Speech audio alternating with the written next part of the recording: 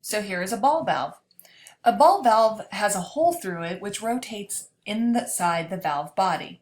So you can actually rotate this hand wheel and it will only rotate a quarter of the way. So the hole in the actual ball will be facing this direction or perpendicular.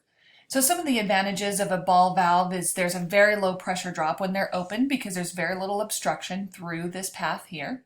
They're fast operating. They can be throttled. So if you need very little flow, you would actually open up this ball valve just a tad, maybe 1 or 2 turns, and it will have clear access to flow through the ball valve without resistance, and it won't erode the seat of the valve at all. Some of the disadvantages are they're extremely expensive, they're heavy because this ball actually weighs quite a bit, and they have poor throttling. So they can be throttled, but they don't throttle very well. Now let's talk about a butterfly valve. So the butterfly valve is used as a cutout or isolation. Some of the advantages are they're quick acting. You can turn this handle in a 45-degree manner and it is extremely fast to close the valve. There's a low pressure drop across the valve. As you can see, there's very little resistance. And it has adequate throttling characteristics. Not good throttling characteristics, just adequate.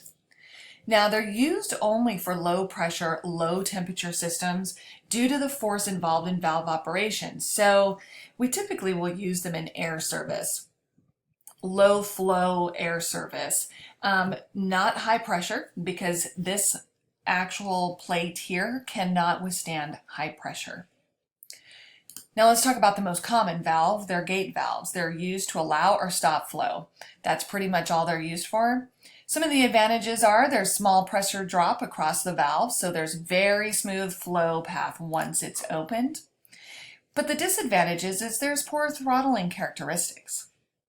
So if you try to open this valve halfway to get a very minimal amount of flow through, or let's say it's opened a quarter of the way, what you're going to do is erode this seat down here.